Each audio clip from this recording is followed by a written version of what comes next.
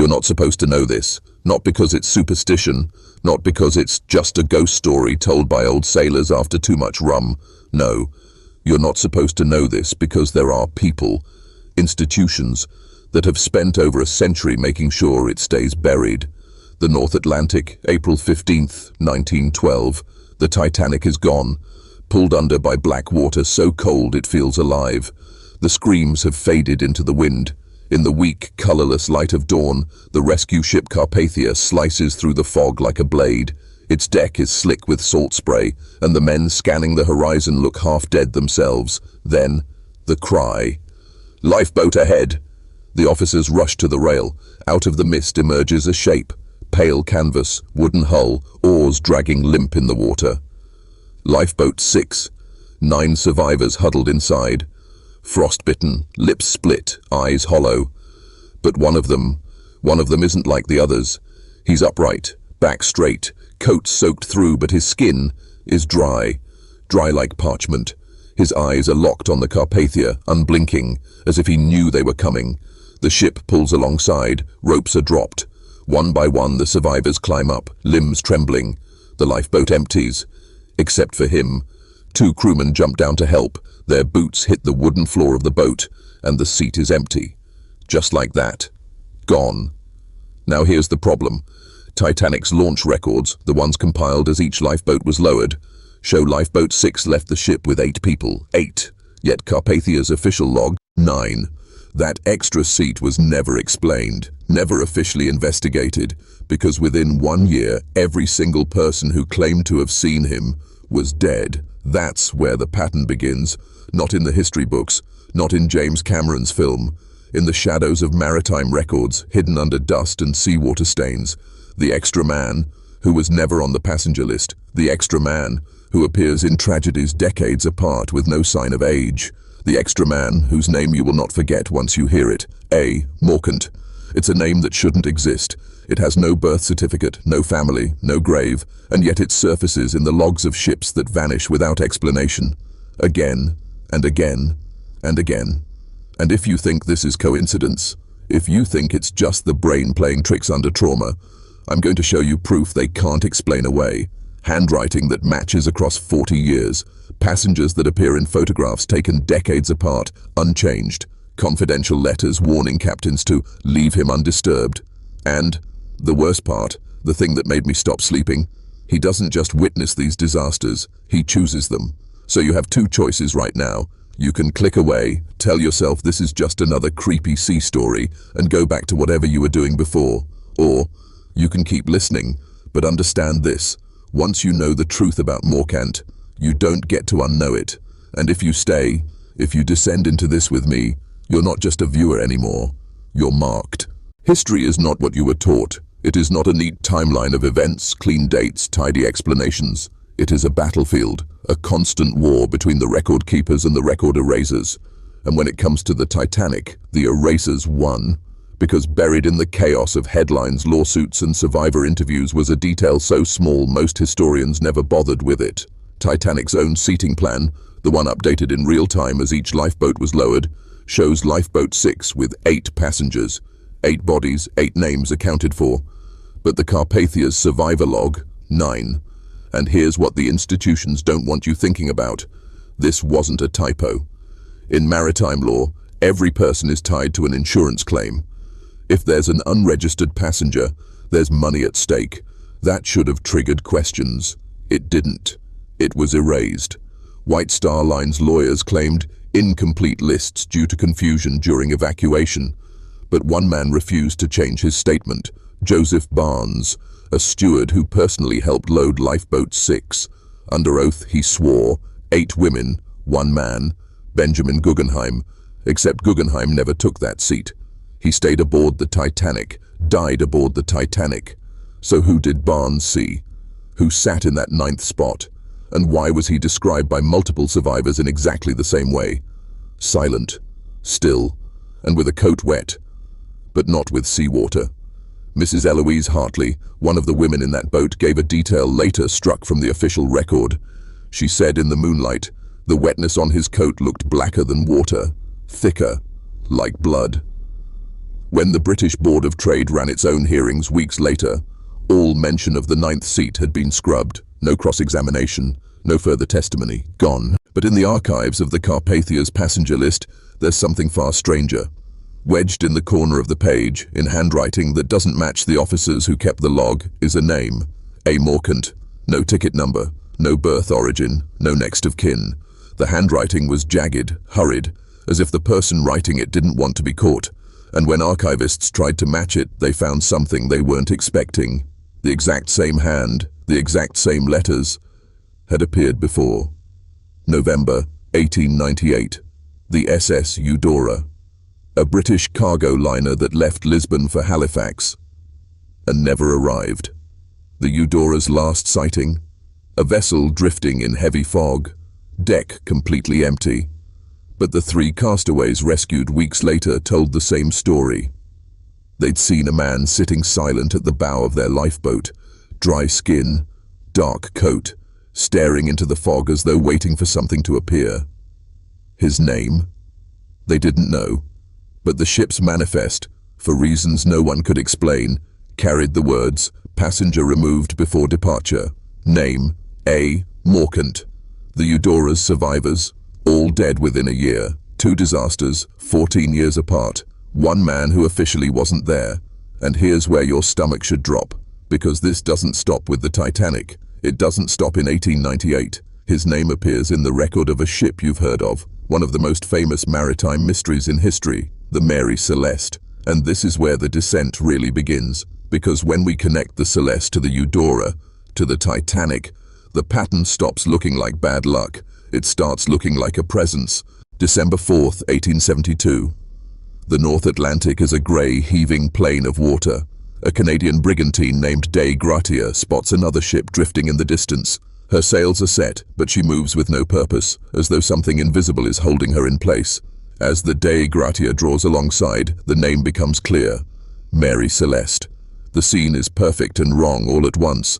The hull is intact, cargo untouched, galley stocked with food, captain's cabin neat and orderly. Except for the logbook, which ends mid-sentence. There's no sign of struggle, no damage, no reason why the entire crew would abandon ship. The lifeboat is missing. The crew is missing. And yet, deep in the recovered papers, wedged between damp pages of cargo lists, is something the public never saw. A single sheet in handwriting that doesn't match the captain, the mates, or any crewman.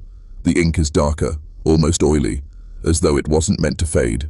The strokes are deliberate, drawn, not written. In the margin, running vertically, as if hidden from casual view, is a name. A. Morcant. And next to it, a date. December 4th, 1872, the exact day the Mary Celeste was found adrift. Now, if this was just an oddity in an old ship's papers, you could dismiss it. But here's the problem. That same handwriting, the same precise, almost inhuman lettering, matches what was found on the Eudora's manifest in 1898, and the Carpathia's survivor log in 1912, 3 separate disasters, 40 years apart, and a name belonging to someone who by every official measure never boarded any of them. You can believe in coincidence if you want, but this isn't like finding 3 people named John Smith across a century. The name Morcant appears nowhere else in maritime history except beside disaster, nowhere in census records, nowhere in immigration logs, nowhere in death certificates. It's as if he exists only in the hours before a ship dies. And then there's the other detail, the one that made my skin crawl when I first read it. In the captain's personal logbook, the one that stops mid-sentence, the last legible words before the ink trail cuts off are, "He is aboard now." No explanation, no description, just that. The next day, the Mary Celeste is found empty. And remember this, because as we keep going, you're going to see it again. That moment just before disaster, when someone notices him, the silent man who wasn't there yesterday, but is there now. The institutions that control history want you to think these are ghost stories, because the alternative is far worse, that there is something, or someone, moving through our history, unseen except in the margins, waiting for the right moment to step into the light. We've now got 3 confirmed appearances: 1872, Mary Celeste; 1898, Eudora; 1912, Titanic. And the next sighting doesn't come from the deck of a ship at all. It comes from 12,500 feet below the ocean's surface, from a camera lens that was never supposed to capture a human face. 75 years after the Titanic went down, the ocean has had its way with her. Rusted beams, collapsed decks, iron railings curled in on themselves like claws. The air above is calm and empty, but down here, it's absolute black. A submersible named Nadia descends into that black, her lights carving narrow cones through the water. The mission is routine: document the wreck, recover small artifacts. Hours pass as the cameras glide over debris, a teacup here, a child's shoe there. The remains of lives interrupted mid-breath. Then in the archive footage never released to the public, there is a sequence that lasts just 21 seconds. The camera sweeps past a section of the bow, iron railings bent inward, wood rotting in place. A single porthole, somehow intact, looms into view. The glass is clouded with algae and silt, a milky veil. The beam of the light cuts across it, and behind the veil, something shifts. It's a face. The features are warped by the thickness of the glass, but you can still make them out. A long, narrow jaw, eyes deep set and darker than the shadows around them, lips pressed together in perfect stillness. The diver's voice cuts through the sub's static. "There's someone looking back at me." At that depth, in that cold, nothing human should remain intact. Bodies don't keep their shape after 75 years at the bottom of the ocean, but the face doesn't sag, doesn't cloud, doesn't disintegrate. It stares. And then, just before the camera moves, it moves out of frame. Later, when the footage is reviewed topside, the porthole is empty. The movement is dismissed as a trick of light, shadows shifting in the current. But one of the crew, a man named Jules Perrin, swears privately he recognizes the face, not from Titanic archives, from an old French maritime journal detailing the disappearance of a vessel in 1891. The journal included a sketch of a man last seen aboard the Ville de Saint-Nazaire, the name under it, A. Morcant. That makes 4 ships, 4 disappearances spanning over a century, the same name, the same face, the same hollow stare, and 3 months after the dive, Perrin's body is found tangled in a fishing trawler's net off the coast of Brittany. Cause of death: drowning. But the coroner makes an unusual note. His lungs are full of fresh water, not seawater. That detail never makes it into the official report. And yet, there's one more thing. When Perrin's body is prepared for burial, a dock worker notices something clutched in his hand, a scrap of oil-soaked paper. On it, scrawled in that same precise, almost unnatural handwriting, are 2 words: next voyage. The paper is never logged as evidence. The dock worker never sees it again. But we know this much: the clue wasn't empty, because 9 years later, it leads to another ship, one that shouldn't even exist in the records. Portsmouth, England. The Royal Navy archives are a maze. Long corridors of climate-controlled rooms where history sleeps behind locked drawers and numbered steel doors. Most of what's in here will never be seen by the public. Clara Voss, an independent maritime historian, is here on a temporary clearance to research World War I transport routes. Her work is dry, technical, manifests, supply logs, personnel rosters, until she finds it, a single misfiled ledger. The paper is brittle, the ink faded to brown. Across the top, the ship's name is written in neat official script: HMS Trevelyan. Clara freezes. She's read every Royal Navy launch record from that year, 1913, and Trevelyan appears in none of them. No mention in construction logs, no photographs, no record the vessel was ever built, yet the ledger is complete. Crew names, departure date, April 14th, 1913, exactly 1 year and 1 day after Titanic struck the iceberg. The ship's intended route, blank. The status column for every person aboard, 1 word, lost. And under the heading civilians on board, Clara finds him, A. Morcant. No berth, no ticket, no forwarding address, just the name, standing out like a shadow in sunlight. Clara makes copies of the page. 2 weeks later, her phone line goes dead. Her email account is hacked. A colleague at the Maritime History Society is killed in a hit and run. The driver is never found. By the time she disappears from public view in 2010, Clara has left behind only one piece of evidence: an audio cassette recorded in a trembling voice. He doesn't just witness these disasters. I think he chooses them. And if that's true, somewhere out there right now, he's already aboard another vessel, waiting. The tape ends with the sound of a ship's bell, muffled, far away.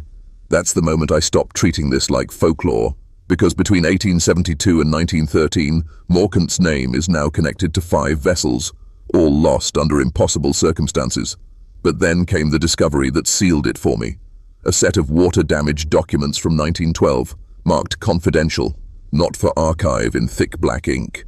And they were addressed to one man, Captain Edward John Smith, of the RMS Titanic. The documents were found in 2019 by a salvage diver off the coast of Halifax, Nova Scotia, sealed inside a corroded brass tube lodged between 2 barnacle-coated timbers. Most of the papers had fused together into a pulpy mass, unreadable, but 3 pages survived. They were dated March 17, 1912, less than a month before Titanic sailed. The letterhead, White Star Line, Liverpool office. The recipient, Captain Edward J. Smith. The handwriting is precise, slanted. The tone urgent but careful. Edward, you may dismiss this as superstition, but I implore you to treat it as a matter of utmost importance. There is a man, or something that wears the shape of one, known by the name Morcant. If this name appears on your passenger lists, do not sail. If he is sighted aboard, turn back immediately. He is not to be approached. He will not be in the manifest. You will know him by the way the crew forgets he boarded, yet all remember seeing his face. He brings with him the weight of water. He chooses vessels that will not return. The signature at the bottom is illegible, smeared as though the writer's hand shook while signing. But the final line is clear. This is your only warning. Here's the part that chills me. Titanic's official passenger list does not include Morcant, yet survivor testimonies taken after the sinking include scattered references to a tall man in a dark coat, seen walking the lower decks at night, a man no one could identify, who never appeared in photographs, and whose name no surviving passenger could recall. Except for one. An Irish steward, Patrick Keane, swore under oath before the British inquiry that he heard another crewman say, "Morcant's aboard." The testimony was struck from the record, and yet, the suppressed letter proves someone knew this figure existed and tried to stop the voyage. It raises the question, if they knew in 1912, how far back does this knowledge go? And who else has been covering it up? Because here's the thing, Morcant isn't just tied to shipwrecks anymore. In 2021, an oil rig collapse in the North Sea killed 89 workers when the entire structure crumpled into the waves without warning. The platform's final security footage, leaked anonymously, shows a man in a dark coat standing alone at the edge of the helipad, minutes before the collapse. By now, you might think Morcant is bound to the age of sails and steam, the ghost of a maritime past. But you'd be wrong. The sea follows him, even where the sea shouldn't be. 2021, North Sea. The Kepler Omega oil platform, 120 miles off the coast of Scotland. It's a routine maintenance week. Calm weather, no seismic activity, no storms for 200 miles. Then, at 3:17 a.m., the entire central column buckles as if crushed from within. The rig folds into the ocean. 89 lives gone in less than 2 minutes. The official cause, structural fatigue. But a whistleblower sends me a copy of the platform's final security reel, footage never meant for the public. The last clear frame before the collapse shows a figure in a dark coat standing on the helipad, staring out to sea. No hard hat, no safety vest, no reason to be there. The image is grainy, but when enlarged, the face matches the 1898 Eudora Manifest photograph exactly. And here's the part that froze me. There's no helicopter scheduled in or out that night. He couldn't have left. He couldn't have arrived. 2 months later, June 14th, 2021, flash flooding tears through the city of Valkenheim in northern Germany. Satellite footage of the river before the flood shows a man in a dark coat walking along the levee. 5 minutes later, the levee bursts. The ocean doesn't just take him to ships anymore, it comes to him. By late 2022, I start tracking reports myself, cross-referencing eyewitness accounts, security footage leaks, disaster timelines. In 17 of the 23 major water-related disasters in the past decade, there's at least one credible sighting of him. sometimes in crowds, sometimes alone, always dry. And one more thing. In every verified sighting since the North Sea collapse, he's been holding something. A black, oil-slicked book. No one's ever seen him open it. But in Valkenheim, just before the levee broke, a traffic cam caught a single frame where the book's cover reflected the sunlight. Not enough to read a title, but enough to see an embossed date, 2025, which means whatever's written in that book hasn't happened yet. For weeks I stared at that still frame, the black book in Morkant's hands, the date 2025 glinting in the light. It could have been a coincidence, an old diary, a meaningless prop. Except, 2 months ago, a retired naval engineer named Harlan Dwyer reached out to me. He'd seen the same date before. Dwyer worked on a classified maritime project in 1998, a deep water vessel for environmental monitoring that was, according to him, far too advanced for that cover story to be true. The ship was codenamed the Virelia, and it was designed to operate for months without surfacing. The weird part, the ship's internal blueprint had a sealed compartment in its hull. No access hatch, no wiring, no stated purpose, just a chamber, 7 feet long, 3 feet wide. Stamped into the chamber's steel plate in raised block letters was a single inscription: Voyage commences 2025. Dwyer says he asked his commanding officer what it meant. The man told him, without hesitation, "It's not for us to know. We don't build it for them, we build it for him." The Virelia's construction records vanish after 2001. There's no mention of it in any ship registry, but a satellite pass over the Pacific in February 2025, this year, caught a vessel matching its design, running silent, heading southwest into open ocean. Here's where my stomach dropped. 2 days after that sighting, a weather buoy 400 miles from the Virelia's course transmitted a shortwave anomaly. A repeated signal in Morse code. 4 dots, 2 dashes, 4 dots again. In maritime code, that isn't random. It's a name. Morkant. If the Virelia is his next voyage, then whatever is inside that sealed chamber is about to meet the ocean. And if history is any guide, the ocean will take more than just the ship. The last buoy to pick up the signal recorded one final transmission before going silent. A single word, drawn out, almost whispered through static. Arrival.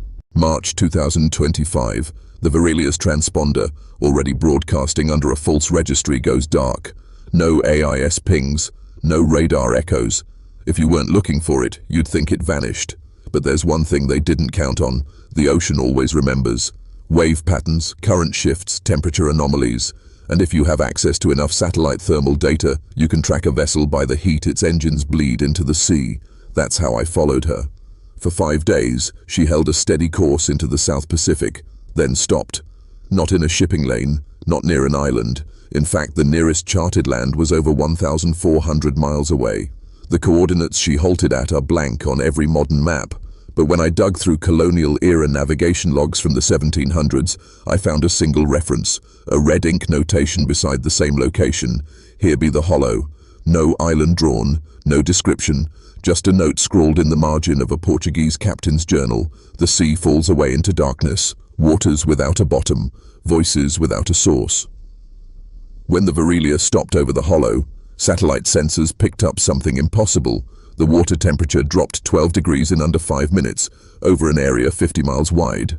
The drop was so severe it created fog visible from orbit, and through that fog, something surfaced, not a structure, not a shipwreck, something alive. The only reason I can even say that is because one of the US Navy's undersea microphones, a hydrophone array 700 miles away, caught the sound it made. A single note, low, hollow, so deep it shook the water for almost a full minute.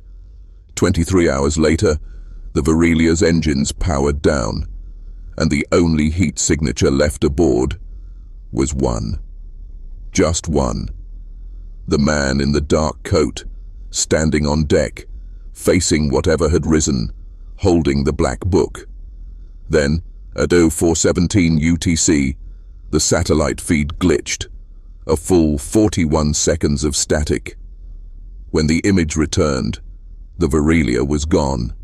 No wreckage, no oil slick, just a widening ring of perfectly still water. And from the center of that stillness, something began moving toward shore. April 2025. 3 weeks after the Varelia vanished, strange reports start filtering in from fishing vessels off the coast of Chile. Not sightings, sounds. Crews describe it as a heartbeat in the water, felt through the hull more than heard, low, rhythmic, growing stronger each night. One trawler captain swore he saw the wake of something enormous just beneath the surface. Not a whale, not a submarine. It didn't move with the waves, it moved against them. By May, the phenomenon has reached shore. First, in the fishing villages, people waking to find seawater pooling inside their homes, though the tide was low. Doors swollen shut, windows fogged from the inside, the air tasting faintly of iron. Then the disappearances begin. In the town of Caleta Puelche, 6 people vanish in one night. The only clue is a trail of wet footprints leading from the beach to their beds. The prints are human, almost. Each one is just slightly too long, as if the toes are stretching towards something. Coast Guard patrols sweep the area but find nothing, except a man in a dark coat walking alone along the surf at 2 a.m. When they call out to him, he doesn't stop, doesn't turn, just steps into the water, keeps walking, and keeps going, until the waves close over his head.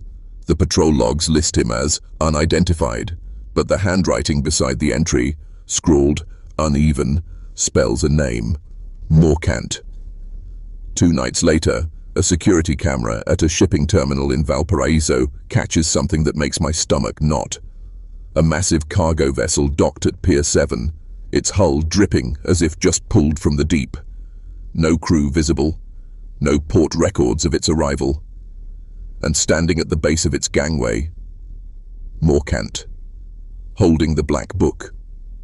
The camera glitches for 6 frames. When the feed returns, he's gone. But the vessel's deck is crowded now, with shapes that aren't moving quite right. The ship departs before dawn. Its destination, unknown. Its course, north, which means whatever came from the hollow isn't staying in Chile. By late May 2025, the unregistered cargo ship, the one seen leaving Valparaiso, is already halfway up the Pacific coast. No port stops, no radio chatter, and yet it's moving fast, too fast for its size, as if the water itself is pushing it along. I track it by satellite, cross-checking thermal and wake signatures. Its heading puts it on a direct path towards San Francisco Bay. Arrival, 7 days. I reach out to a contact in maritime security, a man who owes me more favors than he'd like to admit. 2 days later, he sends me an encrypted email with no subject line. Inside, 3 photographs. The first is an infrared still of the ship's bridge taken from a Coast Guard drone. Only one figure is visible, tall, unmoving, coat dark as oil. The second is a zoomed-in frame of Morcant standing at the bow. For the first time in over a century of sightings, the black book is open. The third photograph is what was inside. It's not filled with writing, it's filled with names, each one followed by a date. Some dates are in the past, disasters we already know. April 15th, 1912, RMS Titanic. February 28th, 1953, MV Princess Victoria. July 26, 2010, MV Princess of the Stars. But the last 5 pages are blank, except for one entry written at the very bottom of the final page in a hand that looks carved more than inked. June 2nd, 2025, San Francisco. Below it, a symbol, 2 concentric circles with a single vertical line cutting through both, the same mark that appeared on the old Portuguese map beside the hollow. I forward the images to my contact. He replies in one line, "This isn't a ship anymore, it's a delivery."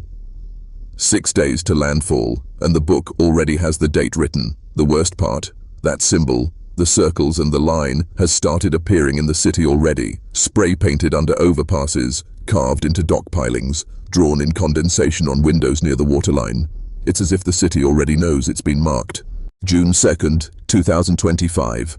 Heavy fog rolls into San Francisco Bay before dawn, thick enough to swallow the Golden Gate Bridge from view. By 4:11 a.m., the harbor radar at Pier 94 picks up a massive, slow-moving contact approaching from the west. It's not broadcasting an identification signal, and yet every buoy and navigational beacon in the channel begins blinking in perfect unison, like they're welcoming it. The cargo vessel slides into view through the fog, dripping, every inch of its steel skin slick with black water that steams in the cold air. Its name, if it ever had one, has been worn down to bare metal. Longshore workers at the pier report the same thing. They see Morcant standing alone at the bow, the black book clutched to his chest. He doesn't shout, he doesn't signal, he just waits. Then, with a groan like the hull itself is sighing, the ship's cargo bay doors open. No cranes, no machinery, just water. It spills out in a slow, deliberate wave, thicker than seawater, as if it's carrying weight. And then the weight moves. Shapes crawl out of it. Not men, but the idea of men, stretched and bent until the outline almost makes sense. Their skin is pale as drowned bone, eyes clouded like fish left too long in the market, but their hands, their fingers, are too many, curling and uncurling like they're tasting the air. They step onto the pier, dripping black water, and begin walking inland without hesitation. Every footprint they leave behind hisses as if the ground itself doesn't want to hold them. Police respond within minutes. Body cams capture the first clear footage before going static. One of the shapes stops, turns toward the camera, and smiles. Not because it's happy, because it knows you're watching. And in the chaos, alarms, shouting, the fog swallowing sirens, Morcant finally moves. He opens the black book to its last blank page and begins to write. Whatever this is, it's not the start of something. It's the continuation of a list that's been growing for centuries. June 3, 2025. The city is locked down. Bridges closed, ferries halted. Coast Guard cutters form a blockade across the mouth of the bay. The official statement calls it a chemical spill from an incoming freighter, the kind of lie you tell when you don't have words for what's really happening. But the people who live near the waterfront know. They've seen them. The pale things move inland in small groups, ignoring roads and boundaries, drawn along invisible lines. They don't attack, they don't run, they simply arrive. At homes, at apartment buildings, at doorways where the residents have already been having strange dreams for the past week. Dreams of being underwater, of someone whispering their name from the dark. And when they knock, people open the door. Always. The National Guard arrives by midday. Rifles, barricades, armored transports. The first confrontation happens on Market Street. 5 pale shapes walking shoulder to shoulder, moving straight toward a checkpoint. They don't stop when ordered. They don't even look up when the first warning shots crack through the air. When the guard finally opens fire, the rounds hit. But there's no blood, no collapse. The bullets pass through them like they're striking water. For a second, their bodies ripple. Then they keep walking. The soldiers fall back. Not because they're outnumbered, but because several of them suddenly drop their weapons and start walking with the shapes. Expressions blank, eyes unfocused. Later, footage from an overhead drone shows it clearly. Each soldier who joins them leaves behind a single object. A phone, a dog tag, a photo. Something personal, lying wet on the pavement. By nightfall, entire blocks near the Embarcadero are empty. Lights still on, doors unlocked. But inside, there's nothing. And through it all, Morcant moves like a shadow among them. Not leading, not commanding, just present. Writing in the book after each building falls silent. The strangest part, every name he writes vanishes from public record within hours. Birth certificates, tax filings, even news articles mentioning them. Gone, as if the people never existed. It's not killing, it's erasing. By the 4th night, San Francisco is no longer a city in the ordinary sense. It's a map of hollow spaces, whole neighborhoods quiet, dark and wet. The fog never lifts now. It clings to buildings like a second skin, beading with droplets that taste faintly of salt. I managed to get into the restricted zone with help from my Maritime contact. We move through the financial district, flashlights off, no footsteps except our own. Until we pass the lobby of an office tower. Through the glass, dozens of pale shapes are standing in perfect rows, all facing the same direction. Toward the elevator doors. They don't move, but the water pooling around their feet is flowing upward, dripping along their legs, into their clothes, like it's feeding them. In the middle of them, facing us, is Morcant. He doesn't gesture, doesn't speak. But something about the tilt of his head feels like an invitation. We run. 2 blocks later, my contact shoves a folded map into my hands. He says he stole it from the Coast Guard command post before it was evacuated. It's not a street map. It's the Pacific seafloor. Marked on it are dozens of points, circles and vertical lines, the same symbol from the Black Book. They form a pattern, stretching from the coast of Chile to Alaska, then branching west toward Asia. The hollow wasn't a singular chasm in the ocean, it was one door in a chain, and San Francisco was just the first city where a door opened on land. The Coast Guard had traced a similar pattern in the Atlantic, another along the Indian Ocean floor, all converging toward densely populated coastal cities. The realization hits me like cold water. This isn't an invasion in the traditional sense. It's a harvest. The book isn't a ledger of the dead. It's a shipping manifest. And the fog? That's not weather. It's the breath of whatever's waiting behind the next door. June 8th, 2025. 5 days since the ship docked. San Francisco is officially under quarantine, but the truth is simpler. The city is gone. The Coast Guard blockade has shifted south toward Los Angeles. Satellite pings show the black ship has already left the bay, but no one saw it go. No wake, no engine noise. It just wasn't there anymore. I get word through my contact that the next marked location on the seafloor map matches the coordinates off Long Beach Harbor. If the pattern holds, the next delivery will be there within 72 hours.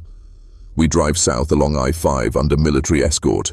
At a checkpoint outside Fresno, a convoy of armored trucks waits for us. Each is fitted with experimental sonar-based weaponry, the kind normally used to scatter whales away from naval tests. The idea is to disrupt the things before they reach shore. But when we reach the staging area near the port, something's off. The men running the operation aren't wearing military insignia. Their badges read National Maritime Risk Authority, an agency I've never heard of, and standing at the center of their command tent is a man in a suit holding the Black Book. Not Morcant, someone else. Shorter, clean-shaven, wearing an American flag lapel pin. When he sees me, he smiles like we've met before. "You made good time," he says. Then he holds the book out toward me, open to a page near the middle. My name is there, written in the same carved inkless script. Below it, today's date. Before I can move, the armed men step in behind me. The suited man lowers his voice. "We've been expecting you." Morcant opens the doors. We decide where they lead. This is bigger than your fear. It's allocation. Allocation. Like they're divvying up people the way you might divide cargo. Somewhere offshore, the foghorns begin to sound, long, low notes that vibrate through the ground, and in the distance, through the haze over the water, I see it. The black ship, sliding silently toward the harbor. Only now I realize, it doesn't need to come all the way in. The door can open from here. The suited man holds the book like it's nothing more than a clipboard, but even from a few feet away, I can feel it radiating. Not heat, not cold, but weight, like it's pressing against the air itself. The foghorns outside grow louder, layered now, as if the sound is coming from more than one source. It's not just the ship. There's something else answering from beneath the water. I take my chance. The guards are watching the horizon, their attention drawn by the horn's vibration in the ground. I lunge, grab the book, and run. It feels wrong in my hands, heavier than it should be, as if each name inside is a stone dragging it down. The pages are damp, but not with water. They're slick, as though the ink itself is alive. I throw it onto the concrete and draw my sidearm. 1 shot, 2, 3. The bullets sink into the pages with a dull, wet thud, and vanish. The holes close as quickly as they appear, the paper rippling like the surface of a pond. I try fire next. The lighter's flame licks the corner of a page, and for a moment I think it's working. Then the fire gutters out, not smothered, but swallowed. The smell that follows isn't smoke. It's salt and something older. The suited man is calm, almost bored. "Every name inside is under contract," he says. "You can't erase ink written from the other side. You'd have to send it back." "Send it back where?" I demand. He smiles. The foghorn blasts again, and the ground beneath us trembles. The sea beyond the breakwater bulges upward, not a wave, but a shape rising beneath it. The black ship has stopped moving. The water between us and it begins to darken, spreading toward the pier like a living shadow. And then, without warning, the book turns a page in my hands. Not by wind, not by me. It's blank. But the paper is warm, and I can feel something beneath the surface, like skin stretching, waiting for the first mark. The suited man leans in, whispering, "That page is for Long Beach. You have about 12 hours to decide how full it gets." The harbor is alive with motion now. The fog isn't drifting anymore. It's flowing, pulling toward the dark patch of water like smoke into a vent. Somewhere deep under the surface, something is pulling it in. The suited man and his guards retreat toward the pier's edge. They're not here to fight, they're here to witness. I stare at the blank page in the book. It's waiting, not just for names, for the order in which they'll be taken. My maritime contact's voice echoes in my head. You'd have to send it back. I know what that means now. The book isn't just a list, it's an anchor. If I can carry it through the door, I might be able to force it shut from the other side, but that would mean stepping into the hollow, and no one comes back from there. I tuck the book under my arm and run for the dock. Behind me the guards shout. Bullets snap past my ears, but I don't stop. The fog is thicker here, so heavy I can't see the water until I'm right at the edge. It's not water anymore. It's open. A slow, pulsing dark, rimmed by faint points of light like stars seen from the bottom of a well. And far below, shapes are moving upward. I jump. Falling through the hollow isn't like sinking in water. There's no resistance, no pressure, just distance and sound. Deep, resonant tones that vibrate in my bones, the same rhythm as the foghorns. The points of light grow larger. I realize they're not stars. They're openings, hundreds of them scattered through the dark. And through each one I can see another place. A fishing village on the coast of Norway, a port in Lagos, a pier in Mumbai. All waiting for their door to open. I feel movement beside me. Morcant drifts there, as if he's been waiting. His eyes are pale, unreadable. When he speaks, it's not in sound, it's inside my head. You can close one door, that's all. The rest will open, with or without you. I clutch the book tighter. If I can close Long Beach, maybe it buys time, maybe enough for someone else to stop the rest. One opening grows brighter, closer. I can see the Long Beach harbor from the other side, still sealed, still holding. I aim for it, the book pulling in my arms like it knows where it belongs. But as I near the threshold, the dark shapes from below surge upward. They're faster now, drawn to the book. I push harder, feeling my body tear at the edges, like the hollow is trying to unmake me. At the last second, I hurl the book through the opening. It vanishes in a burst of salt spray and light. The shapes recoil, screaming without sound. The doorway collapses, the light snuffs out. When I wake, I'm lying on a stretch of empty beach. The air is clear, no fog, no sound but the tide. In the distance I can see the port of Long Beach, busy, normal, untouched. The door never opened, but my name is gone. My wallet, my ID, even the phone in my pocket, all blank, wiped clean. No one will remember me, not friends, not family. I look down and see the wet sand shifting under my hands. Letters form for a moment before the tide washes them away. One closed, many left, and in the wind, faint as a whisper, the sound of a foghorn. The harvest isn't over.